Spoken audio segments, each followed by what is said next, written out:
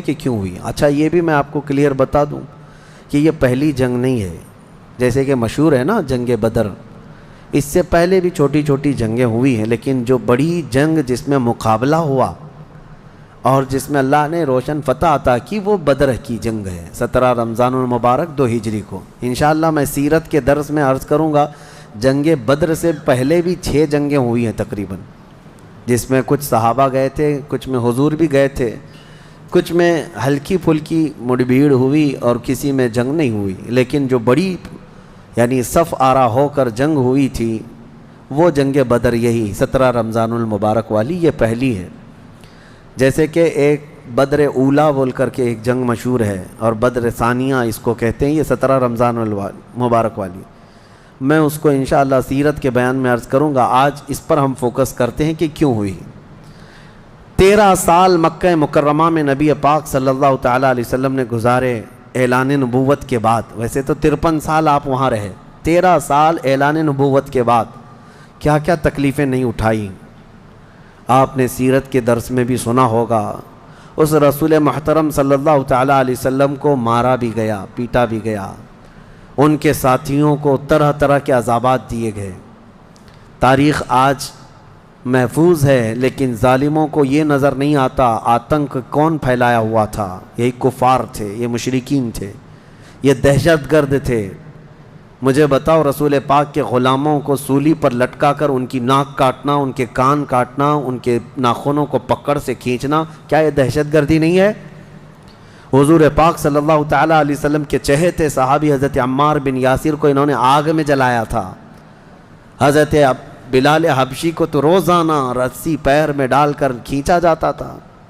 حضرت عامر بن فہیرہ، حضرت ابو فقیہہ، حضرت خباب ابن الارت، حضرت خبیب ابن عدی، حضرت سیدہ سمیہ، ان کو تو گھوڑے کے پیروں میں باندھ کر کے شہید کر دیا گیا تھا.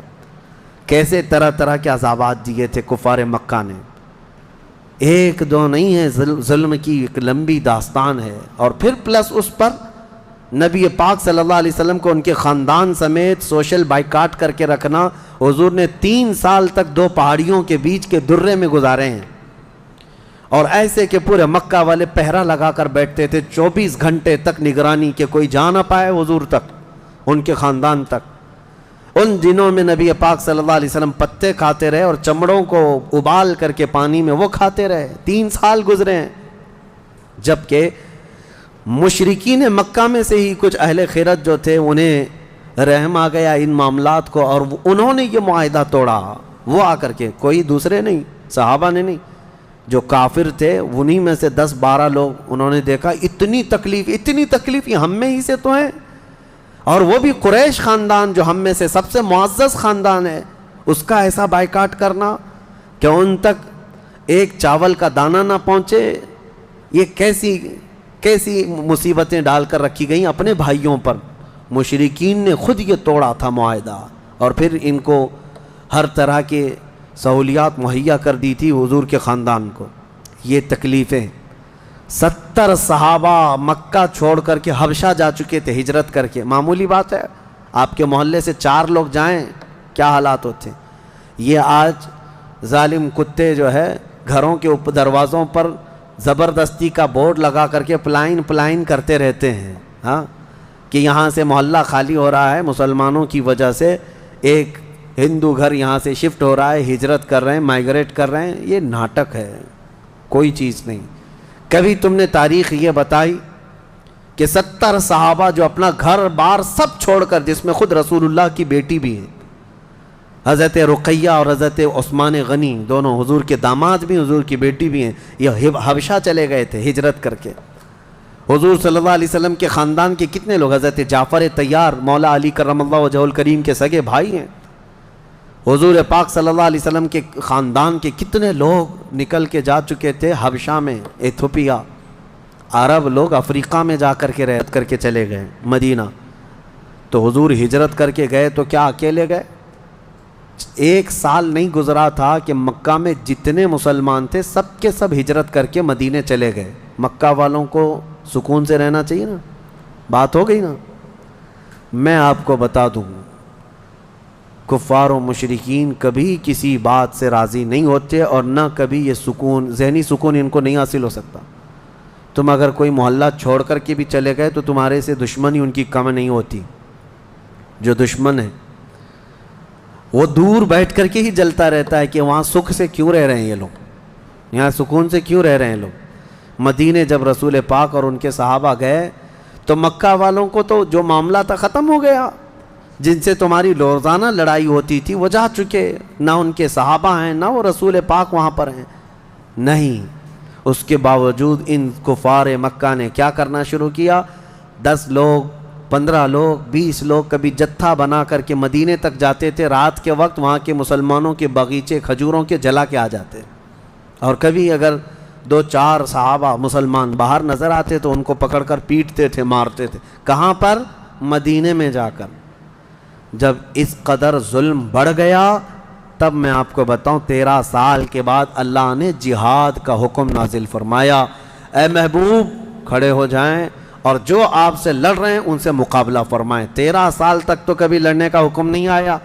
مدینہ طیبہ میں جانے کے بعد جب مسلمانوں کی اپنی ریاست بن گئی، وہاں اپنی ایک حکومت اسٹیبلش ہو رہی ہے، تب یہ جا کر کے اگر اس کے اندر دسیسہ کاری کریں، پیوند کاری کی بجائے وہاں جا کر کے شب خون ماریں رات کے وقت، تو پھر اللہ تعالیٰ کا حکم نہیں آئے گا۔ میں اس سے قبل ایک مثال سے پوچھا تھا آپ کو، یہ کہتے ہیں نا، آج بھی ہم نے 22ویں پارے میں ایک آیت پڑھی ہے، ملعونین اینما ثقفوا اخذوا وقتلوا تقتیلا۔ اس کو وہ 26 آیتوں میں گناتے ہیں جس کو یہ لوگ کہتے ہیں آتنک کا بڑھاوا دیتی۔ اللہ نے فرمایا لعنت کیے ہوئے لوگ ہیں یہ سب، جہاں پائے جائیں پکڑے جائیں اور ٹکڑے ٹکڑے کر کے مارے جائیں۔ یہ آیت ہے، اور یہ کہتے ہیں کہ یہ دیکھو آتنک کو بڑھاوا دیتی، یہی دیکھ کر کے مسلمان کاٹتے ہیں سب کو۔ میرے عزیزو، آیت جو نازل ہوئی کب ہوئی؟ یہی میں نے آپ کو یہی مثال اس سے قبل بتائی تھی۔ ہمارا دیش، ہمارا ملک امن و امان کے ساتھ رہ رہا ہے، 4 لوگ بھی اگر دشمن ملک کے ہمارے ملک میں داخل ہو جائیں تو ہائی اتھارٹی کیا حکم دے گی؟ سپریم کورٹ ہو یا وزارت داخلہ، ہوم منسٹری ہو یا کوئی بھی ڈپارٹمنٹ کے لوگ کیا حکم دیں گے؟ یہ 4 دشمن جہاں پائے جائیں ان کو پکڑو اور مار دو۔ پولیس کو تو آن دا اسپاٹ شوٹ کرنے کا حکم ہوگا، انکاؤنٹر کر دیں ان کا۔ کیوں؟ ہمارے ملک کا نقصان کر سکتے ہیں۔ یہی بات تھی مدینے میں جا کر کے جب مکہ کے کفار نقصان کر رہے تھے، صحابہ کو مار رہے تھے، حکم آیا کہ اب ان کے ساتھ نرمی نہیں، اب ان کے ساتھ لڑو اور اپنی جان کی حفاظت کرو۔ آج ہر ملک اتنا ڈیفنس کا اختیار رکھتا ضرور ہے۔ جاؤ گھس کر کے دکھاؤ کسی ملک میں، بغیر ویزے کے جائیں گے تو پکڑ کر کے مار ڈالیں گے، بارڈر کراس کرو تو شوٹ کر دیں گے، جبکہ چوری کرنے کی نیت نہ ہو تب بھی۔ لیکن اسلام جو مارنے آ رہے تھے ان کو مارنے کا حکم دیا۔ اب سنو بدر کیوں ہوئی تھی؟ مسئلہ یہ تھا، 2 ہجری تھی، مکہ مکرمہ میں قافلہ تجارت کا قافلہ ملک شام جا رہا تھا۔ اچھا، اب شام کا جو لوکیشن ہے وہ مدینے کے پاس سے ہو کر گزرتا ہے۔ راستہ ایک شاہراہ ہے، یعنی جس کو کہتے ہیں ہائی وے، سب سے بڑا انٹرنیشنل ہائی وے اس زمانے کا، وہ مدینے کے پاس سے گزرتا تھا۔ تو ملک شام تجارت کے لیے جو جانے والے ہوتے تھے مکہ سے، وہ اسی راستے سے جاتے، مدینے کے پاس سے قریب سے گزرتا۔ قریب کا مطلب بہت قریب بھی نہیں۔ تو نبی پاک صلی اللہ علیہ وسلم نے فرمایا جب تک ہمارا مکہ والوں سے امن کا ایگریمنٹ نہ ہو جائے، معاہدہ نہ ہو جائے، ہم ان کا ہر راستہ بھی روکیں گے، ہم ان کا راستہ بھی روکیں گے۔ ہوتا ہے یا نہیں؟ اگر آپ کا کسی دوسرے سے جھگڑا ہو جائے تو آپ آس پاس کے راستے بھی بلاک کر دیں گے کہ دشمن ادھر کے راستوں کو بھی استعمال نہ کرے۔ یہی معاملہ تھا۔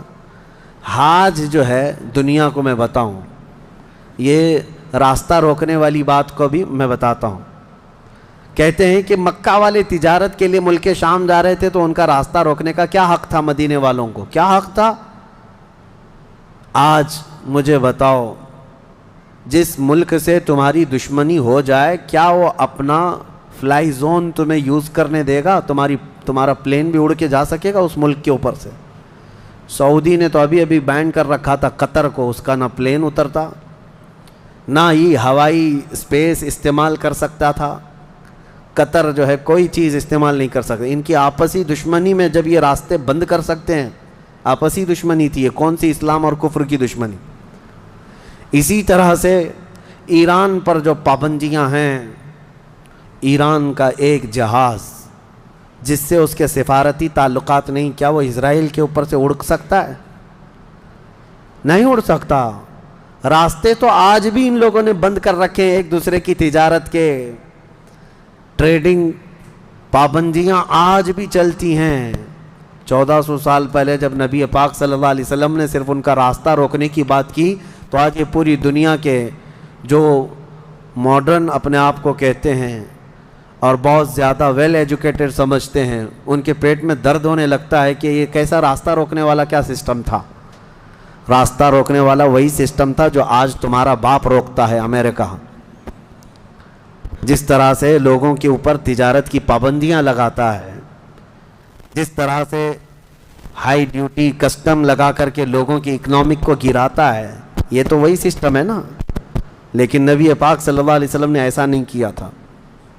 صحابہ کرام کو مدینے سے کہا کہ دیکھو اگر ان کا قافلہ تجارت کا شام جا رہا ہے تو ہم جائیں گے، راستہ روکیں گے۔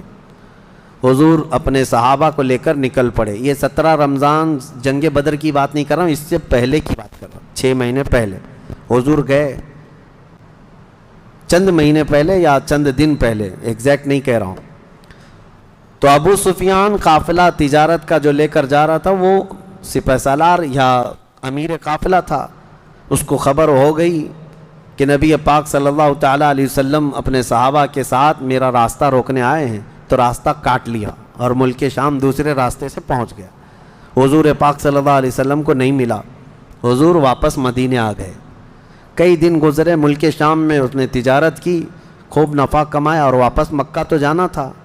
تو مکہ جب جانے لگا تو پھر میرے آقا کو خبر آئی، نبی پاک صلی اللہ علیہ وسلم نے پھر صحابہ سے کہا کہ چلو پھر سے اس کا راستہ روکتے ہیں۔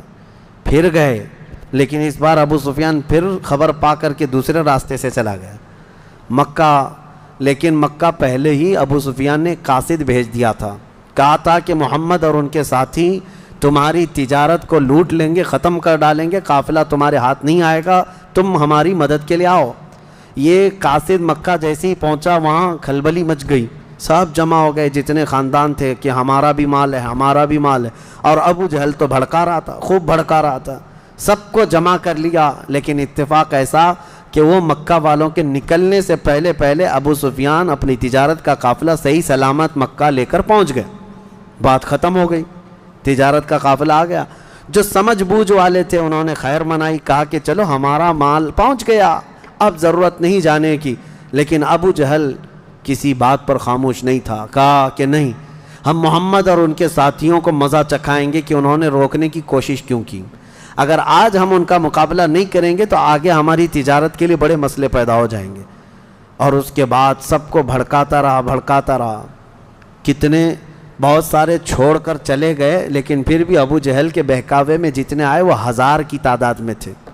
اور وہ لوگ پورے ہتھیار سے لیس ہو کر، ساز و سامان سب لے کر کے نکل پڑے مدینے آنے کے لیے، کہ مدینے جا کر کے ان کا سب اینٹ سے اینٹ بجا کر کے آئیں گے۔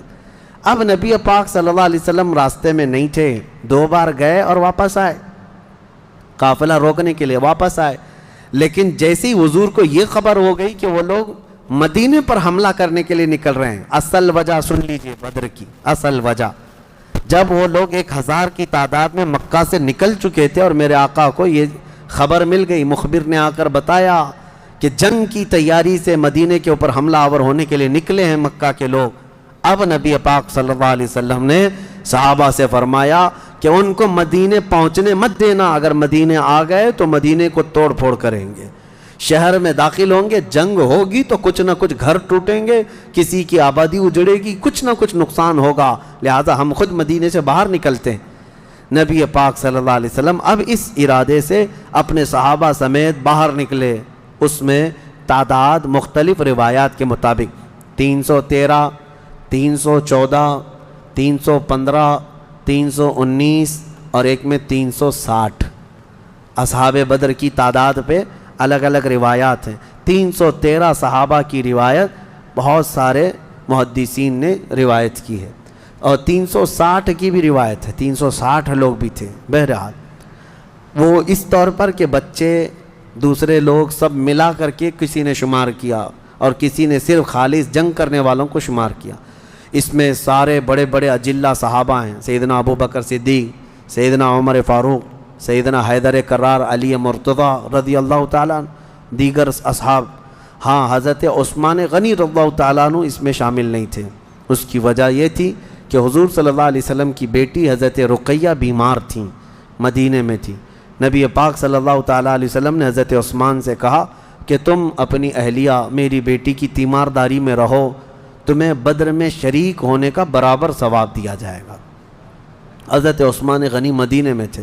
اسی وجہ سے آج بھی اصحاب بدر کے ناموں کی جب تلاوت ہوتی ہے نا, تو حضرت عثمان کا نام بھی اس میں آتا ہے. وہ اگرچہ جنگ میں گئے نہیں تھے, لیکن اسماء بدر میں ان کا نام شامل ہے. آپ پڑھ کر کے دیکھنا یا سننا تو حضرت عثمان غنی کا بھی نام ہے, کیونکہ مال غنیمت جب تقسیم ہو رہا تھا تو حضور نے حضرت عثمان کو بھی اس میں سے حصہ دیا تھا. خیر, جب نبی پاک صلی اللہ تعالیٰ علیہ وسلم یہ صحابہ کو لے کر نکلے, اب مدینے سے 160 کلومیٹر مکہ کی طرف کا یہ راستہ ہے بدر.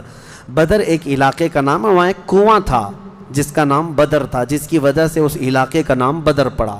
اب حالات دیکھیں کیسے آزمائش کے بڑھتے گئے. میں مختصراً انداز میں آپ کے سامنے رکھوں گا. یہ جنگ کا پس منظر تھا, حضور لڑنے کے لیے گئے نہیں تھے بلکہ ڈیفینس کے لیے, کہ مکہ والے نکل چکے تھے.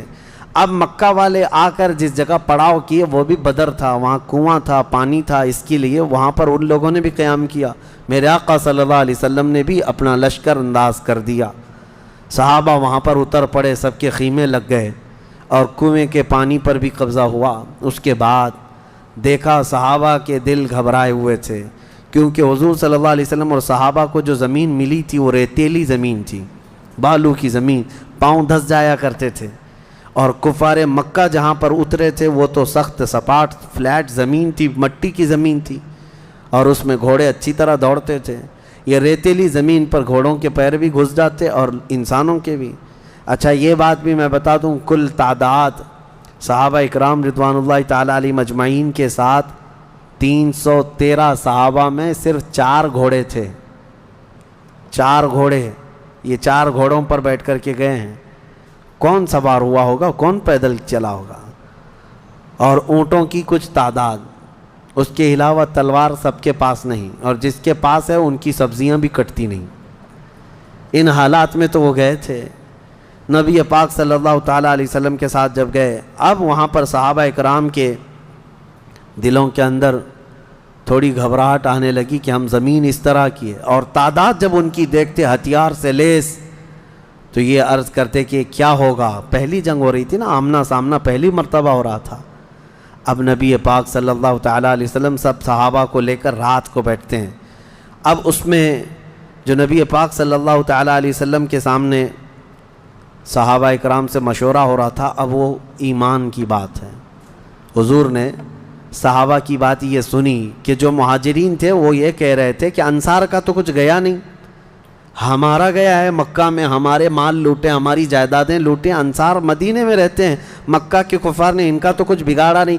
ہو سکتا ہے کہ انصار جو ہے جنگ میں انٹرسٹ نہ لیں, ان کا کیا گیا ہے, یہ مہاجرین کی جنگ ہے, انصار جو ہے ہو سکتا ہے انٹرسٹ نہ لیں, وہ نہ آئیں. یہ ان کے دلوں میں بات تھی.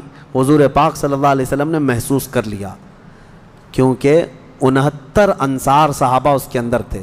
69 بڑی تعداد ہوتی, 70 صحابہ تقریباً انصار تھے. اب دلوں میں جب یہ بات آئی مہاجرین کے کہ پتہ نہیں ہے لڑیں گے کہ نہیں لڑیں گے, کیونکہ ان کا تو کچھ گیا نہیں ہے نا. جیسے آج لوگ کہتے ہیں میرا تھوڑی نا اس سے کوئی مسئلہ ہے.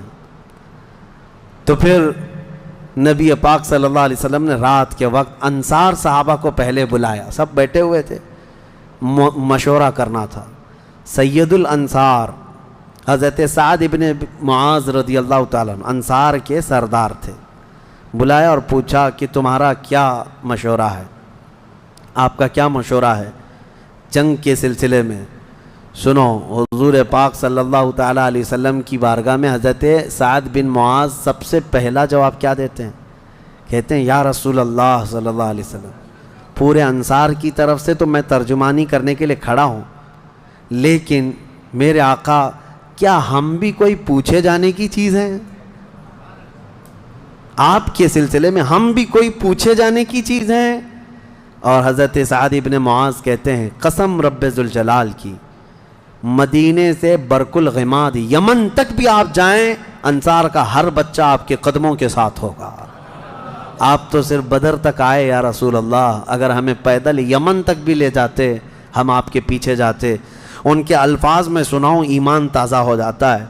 حضرت سعد بن معاذ رضی اللہ تعالیٰ عنہ فرماتے ہیں یا رسول اللہ صلی اللہ علیہ وسلم، آج میں سارے انصار صحابہ کی طرف سے ترجمانی کرتے ہوئے، جس کو کہتے ہیں ریپریزنٹیٹیو، میں کھڑا ہوں، عرض کرتا ہوں میرے آقا اگر کسی کے ذہن میں یہ بات ہے تو وہ نکال دے کہ ہم صرف اپنے وطن میں رسول اللہ کی مدد کرتے ہیں، بلکہ اللہ کے نبی صلی اللہ تعالیٰ علیہ وسلم جس کونے میں جائیں گے انصار کو وہاں حضور پائیں گے۔ اب حضور کی بارگاہ میں عرض کرتے ہیں آقا آپ کو کل اختیار ہے، آپ کو کل اختیار ہے۔ اب سنو حضرت سعد بن معاذ کے یہ بدر کے میدان سے ایک دن پہلے کے الفاظ ہیں، ایک دن پہلے کے الفاظ ہیں، یا رسول اللہ صلی اللہ علیہ وسلم آپ کو کل اختیار ہے، جس کا رشتہ ملانا ہے ملا دیجیے آپ، اور جس کو توڑنا ہے آج ہی آپ فرما دیں، ہم ہمیشہ آخری سانس تک کے لیے توڑ دیں گے۔ اگر آپ فرما دیں کہ اس کی بیوی اس کے لیے حلال نہیں، اس کا بیٹا نہیں، یا رسول اللہ آخری سانس تک ہم اس سے رشتہ توڑ دیں گے۔ یہ بدر میں جانے سے پہلے حضرت سعد بن معاذ کہتے ہیں جس کا رشتہ آپ ملانا چاہیں میرے آقا ملا دیں، اور جس کا ختم کرنا چاہتے ہیں توڑ دیں، اور جس کو موجودہ حالات میں رکھنا چاہتے ہیں میرے آقا پسند فرما لیں، اور ہمارے مال آپ کے لیے حاضر ہیں یا رسول اللہ، اور ہمارے جس قدر منشا ہو قبول فرمائیں۔ ہاں حضرت سعد بن معاذ کہتے ہیں ہمارے پاس جو کچھ بھی ہے یا رسول اللہ یہ ہمارا مال حاضر ہے۔ اب یہ دیکھو ادب کے الفاظ، حاضر ہے یا رسول اللہ، جتنا آپ کو چاہیے ہمارا پورا مال قبول کر لیں اور جتنا چاہے چھوڑ دیں، اور قسم رب ذوالجلال کی جو آپ نے چھوڑ دیا وہ دنیا کی سب سے بری چیز ہے ہمارے لیے، جو آپ نے قبول کیا وہ ہمارے لیے سب سے عمدہ چیز ہے۔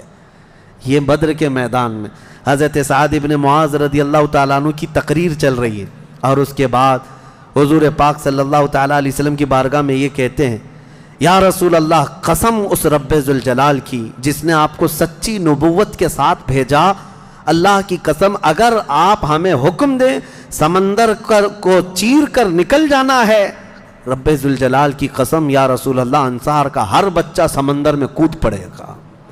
یہ بدر سے پہلے کی تقریر۔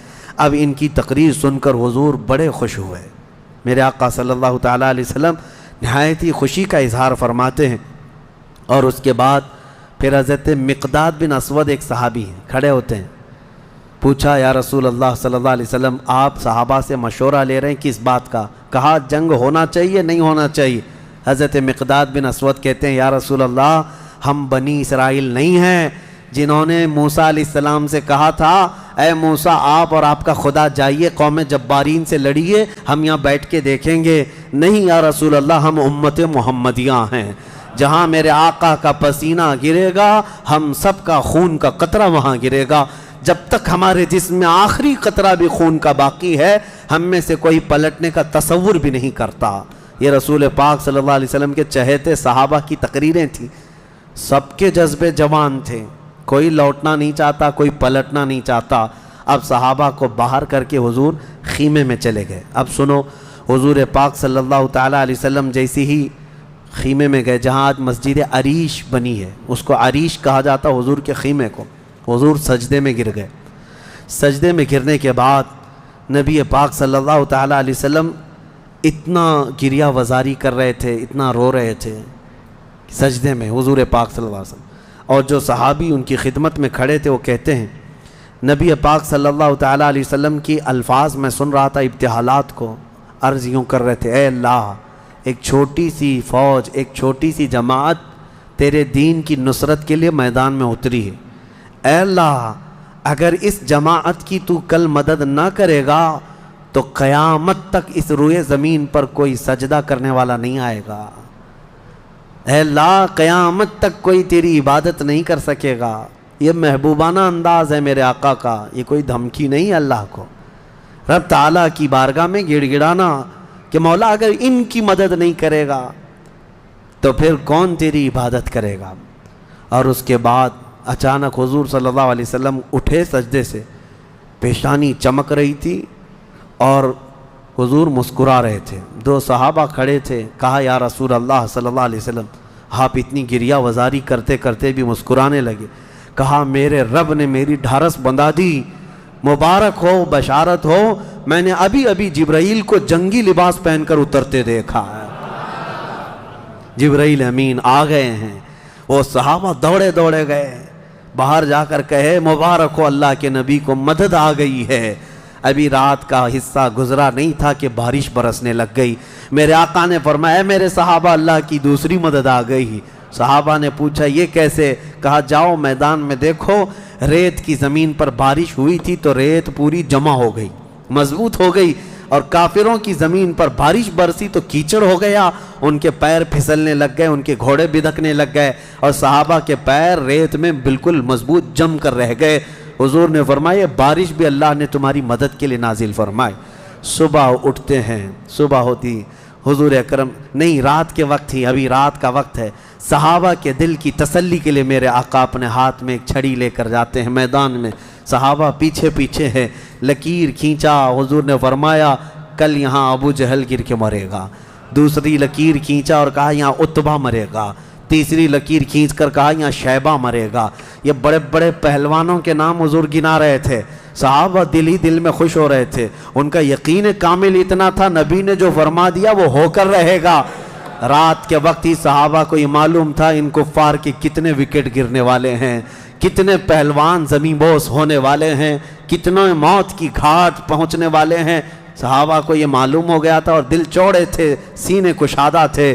صبح ہوتی ہے، نبی پاک صلی اللہ تعالیٰ علیہ وسلم ابھی اپنے خیمے میں تھے، عریش میں، میدان بدر کے خیمے میں تھے۔ ایک صحابی دوڑتے ہوئے آتے ہیں، آ کر کے بارگاہ مصطفیٰ میں عرض کرتے ہیں یا رسول اللہ صلی اللہ علیہ وسلم ہماری تعداد بڑھ گئی، ہماری تعداد بڑھ گئی۔ حضور پاک صلی اللہ علیہ وسلم سے وہ کہہ رہے ہیں پہلے کافروں کی تعداد اتنی زیادہ تھی، 1000 کی تعداد، صحابہ دیکھتے گھبرا جاتے، اور اس پر وہ کمینے کیا کر رہے تھے؟ رات بھر ناچ رہے تھے، گانے گا رہے تھے، کباب بھون رہے تھے اور نعرے لگا رہے تھے جیت ہماری، جیت ہماری، جیت ہماری، جیت ہماری۔ ان کے الفاظ تھے، اشعار گنگنا رہے تھے، اور رات بھر کھانا پینا، رقص سرور، ڈھول باجے سب چلتا رہا، اور ادھر صحابہ عبادت میں مصروف ہیں، اللہ کی بارگاہ میں گڑ گڑا رہے ہیں۔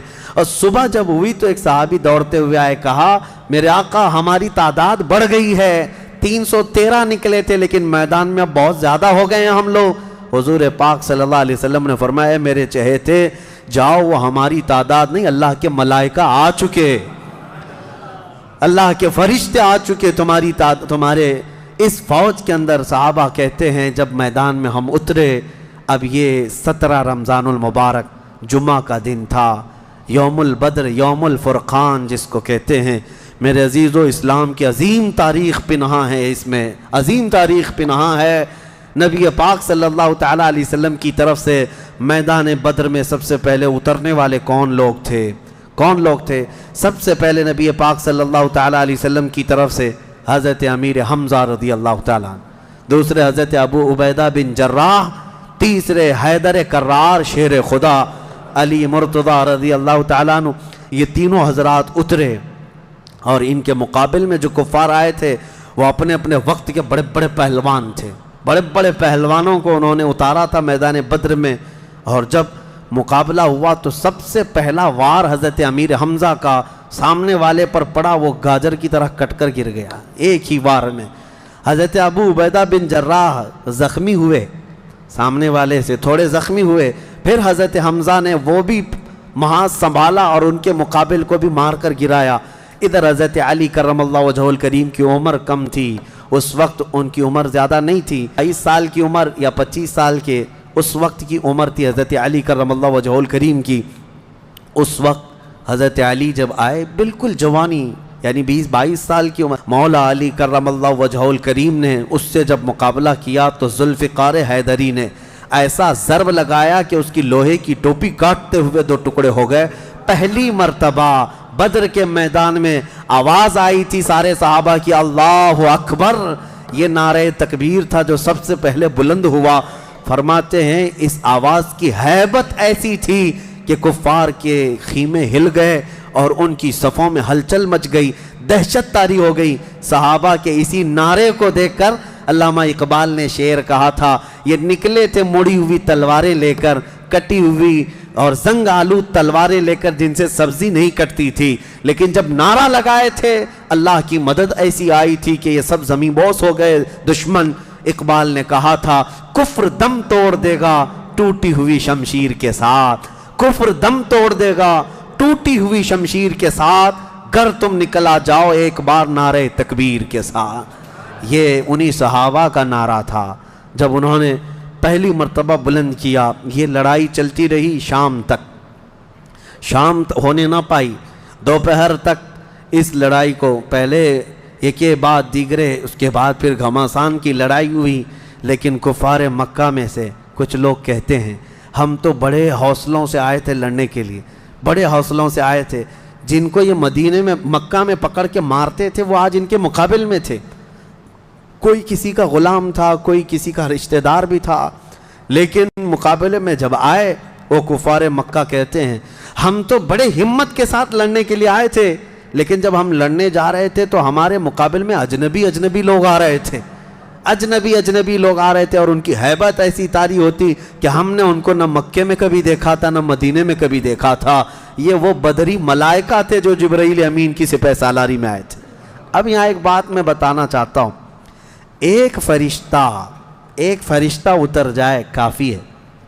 آپ کو پتہ ہے قوم شعیب جب نافرمانی کر رہی تھی تو اللہ تعالیٰ نے عذاب کیا بھیجا تھا, جبرائیل امین علیہ السلام کو اتارا تھا. انہوں نے ایک چیخ ماری تھی, چنگھاڑ, اور ان کی آواز کی ہیبت سے جتنے پہاڑوں میں تھے یہ قوم شعیب سب کے بھیجے کانوں سے نکل آئے تھے اور زمین پر گر کر مر گئے تھے. تو یہاں جبرائیل امین اکیلے آ جاتے, صرف آواز لگاتے, کسی کو تلوار اٹھانے کی بھی ضرورت نہیں, یہ 1000 پورے کیڑے مر جاتے. لیکن یہ وجہ کیا ہے؟ مفسرین نے فرمایا یقیناً ایک فرشتہ بھی مدد کے لیے کافی ہوتا, لیکن اللہ نے بدر کے میدان میں 5000 فرشتے اتارے, یہ عظمت مصطفیٰ کے لیے, یہ رسول اللہ کی عظمت کے لیے. کبھی کبھار تعداد جو ہے وہ شان بتانے کے لیے ہوتی ہے, عظمت بتانے کے لیے ہوتی ہے. ہاں ایک جھنڈا کافی ہوتا ہے, لیکن کبھی 10 جھنڈے لگاؤ تو اس کی عظمت بڑھ جاتی ہے. ہاں 2 باڈی گارڈ کافی ہوتے ہیں, لیکن 10 کھڑے ہو جائیں تو اس کی ہیبت اور طاری ہوتی ہے. یہ ایک انسانی ذہن بنا ہوا ہے. اللہ تبارک و تعالیٰ نے اپنے محبوب کی عظمت شان کی وجہ سے 5000 ملائکہ کو اتارا. اب یہ جنگ ہوتی رہی, اس میں صحابہ تو لکڑیوں سے جنگ کرتے رہے, سب تلواروں سے نہیں, کچھ صحابہ تو لکڑیوں سے جنگ لڑتے رہے, اور لکڑیوں سے ہی کئی کو مار کے گرایا, اور 70 جو ہے موت کے گھاٹ اتر گئے. اور اس میں معمولی 70 نہیں تھے, بڑے بڑے گرو گھنٹال تھے, جتنے بھونکتے تھے مکہ میں بیٹھ کر. ابو جہل مر گیا, حضرت بلال حبشی کا آقا امیہ بن حرب وہ مر گیا, اور کئی ایسے بڑے بڑے عتبہ شیبہ جیسے بڑے بڑے کافر, یہ سب کے سب موت کے گھاٹ اتر گئے. بدر کی ایک لڑائی ایسی کہ اچھوں کی جڑ کاٹ کر رکھ دیا. اب یہاں پر حضور پاک صلی اللہ تعالیٰ علیہ وسلم کا رحم بھی دیکھیں. حضور ملاحظہ فرما رہے تھے, جب امیہ گر کر زخمی ہوا تھا, حضور نے جو صحابی لڑ رہے تھے کہا کہ روک دو اس کو. امیہ جو لڑ رہا تھا وہ بڑا ہٹا کٹا پیسہ والا مکہ کا بڑا آدمی تھا, تو جو صحابی لڑ رہے تھے انہوں نے گرا دیا, وہ زخمی ہو کر گرا. حضور نے فرمایا چھوڑ دو اس کو. وہ صحابی ہٹ گئے. حضور نے فرمایا بلال حبشی کو بلاؤ. بلال کہاں ہے؟ بلال آئے, کہا اے بلال آؤ, جتنا اس نے تڑپایا تھا خوب آج تم بدلا لو اس کے ساتھ. کیونکہ یہی وہ تھا جو حضرت بلال کو ایک ڈرم میں ڈال کر دن بھر رکھتا تھا, لوہے کی ایک ٹاکی بنا کر اس میں ڈال کر اوپر سے ڈھکن ڈال کر گرم دھوپ میں ان کو ایسی رکھ دیتا تھا، بغیر کھانا پانی دیے شام تک ان کو کھولا جاتا تو ان کا جسم پورا اجمرا ہو جاتا تھا. ان کی پیٹھ ایسی گل گئی تھی انگاروں میں سلانے کی وجہ سے کہ ریڑھ کی ہڈی دکھتی تھی. یہ حضرت بلال کے ساتھ کیا تھا. حضرت بلال حبشی نے مار کر اس کو ختم کیا. عدو اللہ. اور حضرت بلال مارتے وقت کیا کہہ رہے تھے یہ بھی سنیے، یہ صحابہ کا جذبہ ہے. کہتے ہیں اس کو قتل کیا اور یوں کہا انت عدو اللہ و عدو رسولنا، میں نے تجھے مار دیا ہے اس لیے کہ تو اللہ کا اور میرے حبیب کا دشمن تھا. یہ نہیں کہ مجھے تڑپاتا تھا، یہ نہیں کہ تو نے مجھے بہت مارا ہے اب چکھ لے مزہ. حضرت بلال یہ کہتے ہیں تو اللہ کا دشمن تھا اور میرے مصطفیٰ کا دشمن تھا، میں نے تجھے ختم کیا. یہ بدر کی وادی میں حضرت معاذ اور معوذ بن عفراء رضی اللہ عنہما، دو چھوٹے بچے، بچوں پر جہاد تو ہے نہیں لیکن یہ ضد کر کے اصرار کر کے حضور کے پاس آئے تھے. کہا ہمیں اجازت دے دے. میرے آقا نے ان کو اجازت دی تو یہ جنگ میں شریک ہوئے. حضرت عبد الرحمن بن عوف کہتے ہیں صاحب بڑے بڑے صحابہ، جنگ کے میدان میں نفسا نفسی کا عالم ہوتا ہے، اپنا ڈیفنس کرنا ضروری ہوتا ہے، کہاں سے تیر آئے کہاں سے تلوار آئے. لیکن یہ دو بچے اس طرح سے میدان میں ہیں کہ حضرت عبد الرحمن بن عوف سے کہتے ہیں چچا ہمیں ایک بات بتائیے، ابو جہل کس کا نام ہے؟ حضرت عبد الرحمن بن عوف کہتے ہیں میں ہنس پڑا. ان کی عمر 13 سال کے آس پاس کی تھی. کہتے ہیں یہ کیا کرو گے تم؟ وہ سردار قریش ہے، پہلوان ہے مکہ کا. ان بچوں نے کہا ہم نے دیکھا تو نہیں مگر سنا ہے اس خبیث کے بارے میں کہ وہ ہمارے آقا کو گالیاں دیتا ہے، وہ ہمارے نبی کو گالیاں دیتا ہے. یہ اصل محافظین مصطفیٰ تھے، محافظین ناموس رسالت تھے، نبی پاک صلی اللہ علیہ وسلم کی عزت کے لیے. میرے عزیزو یہ بچے کھیلنے کے لیے ضد نہیں کر رہے تھے، جان ہتھیلی پر لانے کے لیے ضد کر رہے ہیں. حضور پاک صلی اللہ علیہ وسلم کی بارگاہ میں آئے اور اس کے بعد حضرت عبد الرحمن بن عوف کہتے ہیں میں ابھی بات چیت کر ہی رہا تھا کہ ابو جہل سامنے گھوڑے پر بیٹھا جا رہا تھا. میں نے اشارے سے بتایا وہ دیکھو وہی مردود ہے جو گھوڑے پر جا رہا ہے. یہ دونوں بچے چیل کی طرح جھپٹ گئے اس کی طرف اور بھاگتے ہوئے اس کی طرف گئے. ابو جہل کو یہ ایکسپیکٹیشن ہی نہیں تھا، یہ امید ہی نہیں تھی کہ اس کے مقابل میں کبھی کوئی بچہ آ سکتا ہے. غرور و تکبر میں ہمیشہ وہ سوچتا تھا بڑے بڑوں سے ہی لڑنا ہے ہم کو. اور دیکھا تو چھوٹے بچے آئے، ایک بچے نے گھوڑے کی ٹانگ پر تلوار ماری، ابو جہل نیچے گر گیا، گھوڑا بھی گرا وہ بھی گرا، اور جیسے ہی گرا دونوں اس کے سینے پر چڑھ کر بیٹھ گئے، سینے پر چڑھ کر بیٹھ گئے اور گردن پر تلوار رکھی. تو جانتے ہیں ظالم یہ زمانے بھر کا بڑا گستاخ اور گستاخوں کا باپ کیا کہتا تھا، عربی میں شعر کہہ رہا ہے اس وقت، کہتا ہے میں عرب ہوں موت سے ڈرتا نہیں، میں عرب ہوں موت سے ڈرتا نہیں، لیکن افسوس مجھے اس بات کا ہے کہ میرے مقابل کا آیا نہیں. اس کو افسوس یہ ہے کہ مجھے کوئی پہلوان نے مارا نہیں، مجھے چھوٹے بچے مار رہے ہیں. اور بعض لوگوں نے کہا ہے کہ اس کی یہ خواہش تھی، کہا کاٹنا ہے تو گردن تھوڑا نیچے سے کاٹو، کیونکہ سب کٹے ہوئے گردنیں رکھی جائیں تو میری گردن تھوڑی اونچی دکھے. غرور و نخوت کبھی نہیں جاتا، گھمنڈ و تکبر کبھی نہیں جاتا. ان بچوں نے ختم تو کر دیا ابو جہل کو.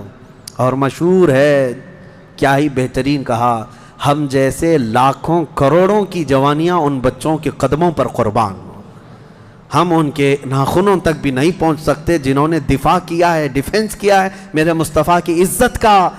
اوروں نے کافروں کو مارا ہوگا، ان بچوں نے تو پورے کفر کو مارا ہے. اوروں نے جاہلوں کو مارا تو انہوں نے ابو جہل کو مارا ہے، جہالت کے باپ کو مارا ہے. اسی جنگ میں شہزادے حضرت معاذ کا مونڈھا کسی کافر نے مار کر کے ختم کر دیا، تلوار سے کندھے کو مار دیا. لیکن جذبہ ختم نہیں ہوا، اس بچے نے دوسرے ہاتھ میں تلوار لی اور لڑنا شروع کیا اور اپنے ہاتھ کو پیر میں دبا کر کھینچ کے نکال دیا. یہ زیادہ دیر تک نہیں، یہ دونوں شہزادے لڑتے رہے میدان بدر میں. شام سے پہلے پہلے دونوں بچے بھی شہید ہوئے. حضرت معاذ بھی شہیدوں میں ہیں، حضرت معوذ بھی شہیدوں میں ہیں. کس باپ کے یہ بیٹے تھے، کس گھر میں آنکھیں کھولی تھی انہوں نے، جہاں ماں کو قرآن کی تلاوت کرتے سنا، باپ کو محراب عبادت میں دیکھا اور گٹھی میں ان کے پلایا ہوا تھا عظمت مصطفیٰ. سب سے پہلی چیز ہے میرے عزیزو، یہ جان دے چکے میدان میں۔ نبی پاک صلی اللہ علیہ وسلم شام کے وقت جنگ کا پانسا کیسے پلٹا، یہ صحابہ ایسے گھستے چلے گئے ان کے صفوں میں کہ وہ ہیبت سے بھاگنے پر مجبور ہو گئے۔ مکہ کے کفار جتنے بھی تھے سب کے سب اپنا ساز و سامان چھوڑ کر میدان سے بھاگنے لگ گئے۔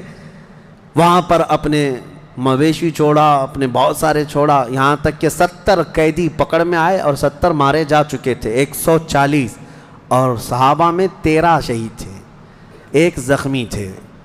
13 شہید ہوئے، 1 زخمی تھے حضرت عبیدہ بن حارث، وہ بھی راستے میں جا کر شہید ہوئے۔ تو جنگ بدر کے ٹوٹل شہید 14 ہیں، باقی وہ 70 اور 140 پورے ٹوٹل یعنی قیدی ملا کر۔